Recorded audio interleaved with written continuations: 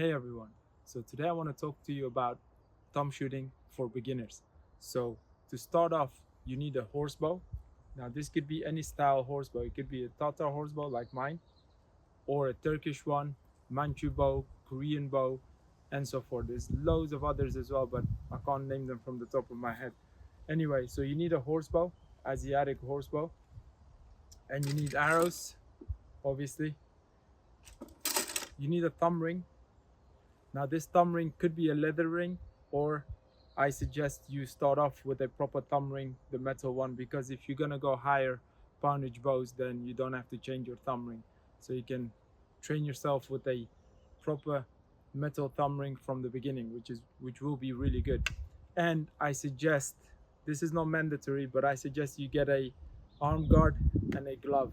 And this is simply for protection from a string slap and protection from arrow flight, so you don't graze your hand or you don't hurt your forearm basically. Now to start off, I'm assuming everyone knows how to string their bows. If not, so the way to tell which part of your string goes on the lower limb and which part goes on the upper limb is if you hold your string in the middle like so, you can tell one part is longer than the other one. That goes on the lower limb first. So you put the lower limb first, and then you open up, go with your left foot through it. And what you want to do is you want to put the lower limb on your shin basically. And then what you don't want is the bow twisting like so or the other way. So you want to make sure it's proper on your shin. And then the handle of the bow needs to be on your thigh. You make sure you grab the limb in the way that it doesn't twist when you bring it towards you. This is the method that I use to string my bows, but there are many more methods to string a bow, but this is how I do it anyway. So if you find another method, then by all means do it.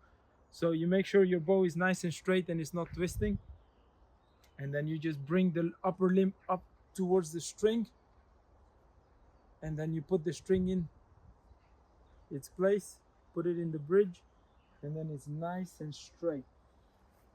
And then what you want to do is step out, and you want to hold the bow.